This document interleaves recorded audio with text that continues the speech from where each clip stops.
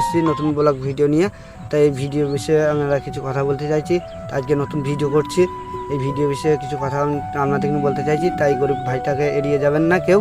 তাই এই কথাগুলো মনোযোগ দিয়ে আপনারা শুনবেন। তা যদি এই কথাগুলো যদি আমার ভালো লেগে থাকে একটা লাইক কিংবা সাবস্ক্রাইব করবেন। কেননা দেখতে পাচ্ছেন দাদারা, আমি খুবই গরিব, আমার নাই বাড়ি, নাই আমার গাড়ি, নাই আমার কিচ্ছু। তাই আজকে গরিব মানুষটার জন্য যদি একটু মায়া দেওয়া হয়ে থাকে, তোমাদের পাশে আমি দাঁড়াতে চাই। তুমি আমার পাশে যেন দাঁড়িয়েও, এটাই চাই আমি।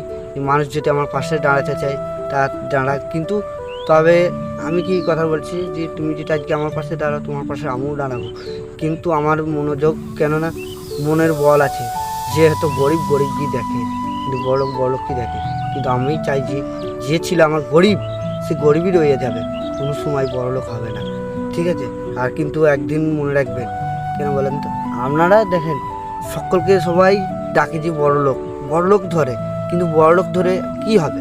এবার আমরা গরিব, তুমিও গরিব আমিও গরিব, 5 জন গরিব মানুষকে যদি না দেখবে তা কী করে কী হবে? তা আমরা যে ক্যামেরাম্যান যে মোবাইল কিনেছে, সেও একদিন গরিব ছিল, দিয়ে আজকে না হয় সে একটু ক্যামেরাম্যানের একটা ভালো ফোন কিনেছে। সে হয়তো আজকে নতুন ব্লগ ভিডিও করার জন্য আমাকে বললো, ভাই এই ভিডিওটা তুই করবি, তা তুই তো গরিব মানুষ, তোকে আমি আজ ভিডিওটা করে দেখাবো। তা সেই জন্য আজকে এসেছি। তাই ভিডিওটার জন্য একটা লাইক কিংবা সাবস্ক্রাইব